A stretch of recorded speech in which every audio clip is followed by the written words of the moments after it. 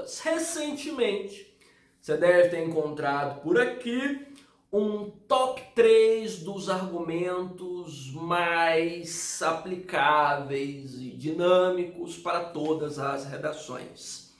Diante do que comentaram e da repercussão que houve, eu resolvi fazer um segundo top 3. Uhul! Então vai aqui mais top 3 repertórios extremamente versáteis para a maioria das redações. Vamos lá? São argumentos que você vai colocar em 11 a cada 10 redações que você escrever, te garanto. O primeiro deles é a desumanização das minorias de Hannah Arendt.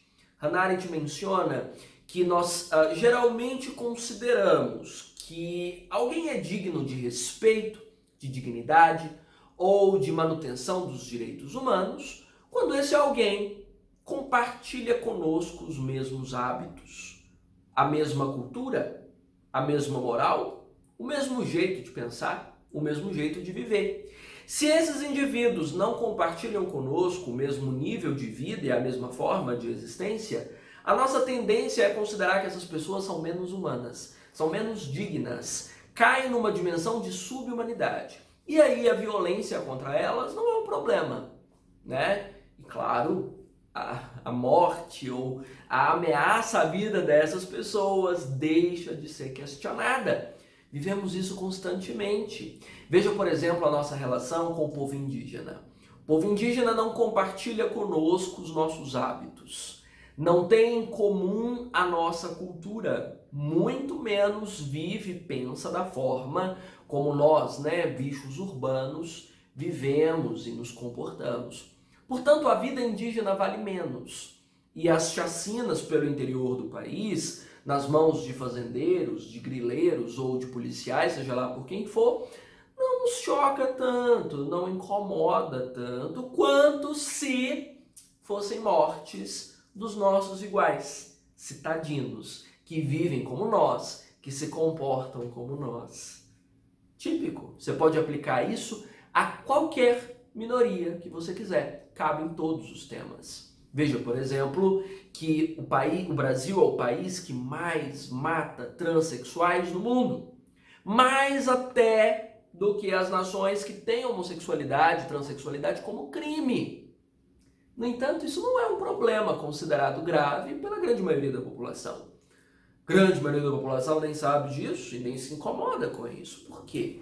Bom, porque a existência trans não é da cultura dessas pessoas, ou não faz parte do mesmo código moral que elas trazem, não faz parte daquilo que elas julgam como certo, ou do modo de vida que elas apregoam como ideal.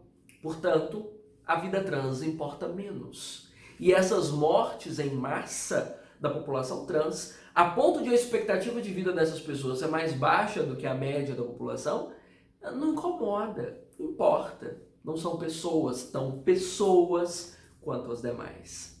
Entende? Então, isso explica boa parte dos atos de violência, de brutalidade e da pouca comoção, da pouca visibilidade para muitos desses problemas. Porque há grupos de pessoas que são desumanizadas na sua essência, são consideradas menos humanas. Então, é argumento-chave para justificar boa parte da insanidade que faz parte desse país. Bom, para além disso, eu acredito que a discussão do Chico de Oliveira sobre ferramentas de sobrevivência seja outra matriz argumentativa vital para todas as suas redações. Chico de Oliveira menciona que é comum a países periféricos o não desenvolvimento de ferramentas de sobrevivência para a população mais vulnerável. Bom, aí o que é ferramenta de sobrevivência? O que significa isso? O que você precisa para viver é o quê?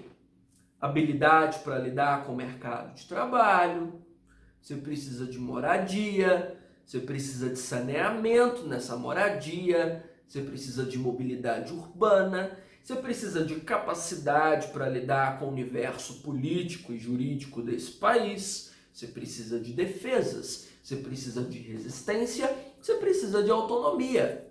Tá aí, uma coleção de ferramentas de sobrevivência.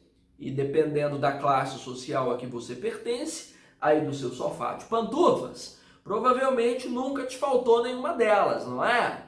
Pois então, sorte a sua, privilégio seu, porque a maioria da população desse país não sabe nem do que eu estou falando, ou de quais ferramentas sejam essas. Essas ferramentas são negadas a boa parte da população que tenta sobreviver como pode, sem saber lidar com o mercado de trabalho, sem saber o que é justiça para entender o nível das atrocidades que sofrem, sem entender o modelo político a que pertence e, claro, a dimensão de democracia em que está inserido, vivendo, na verdade, totalmente à margem desse processo, sem saber de quais direitos de saúde, de segurança, de moradia, de saneamento, de fato têm acesso, vivendo completamente alienados dentro desse modelo.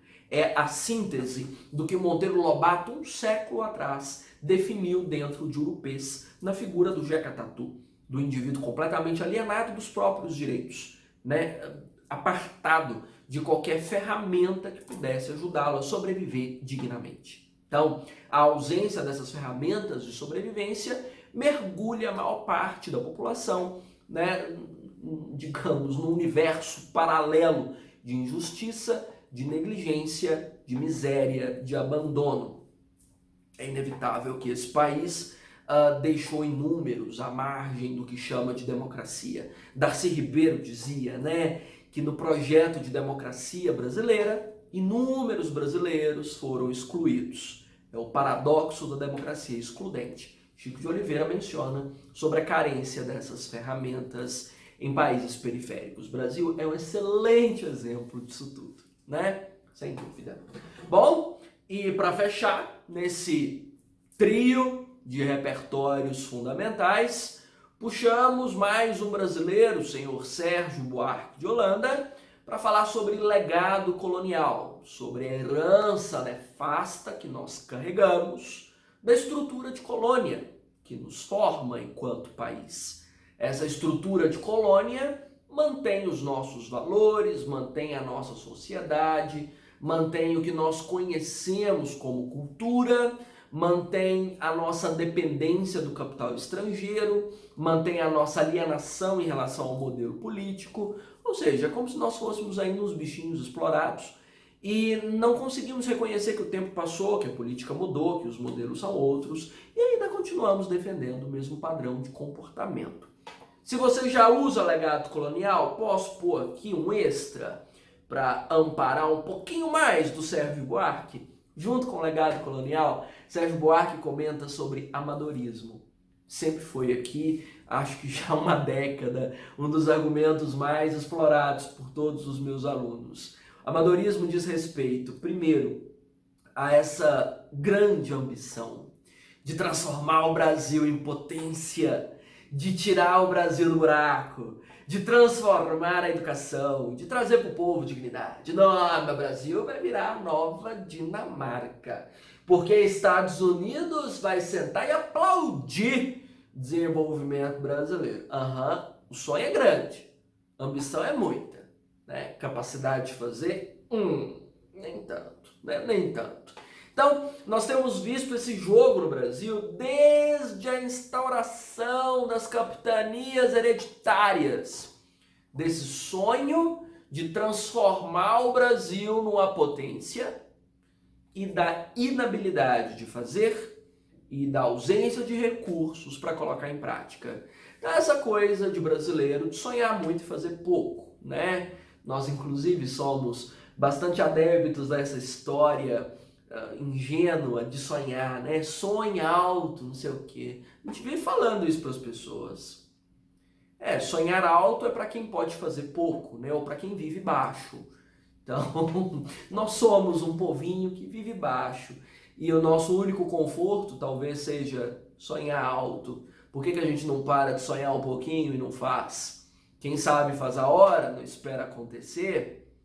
Geraldo André, é isso mesmo. Mas aqui não, aqui a gente não sabe, né? Então a gente não faz a hora.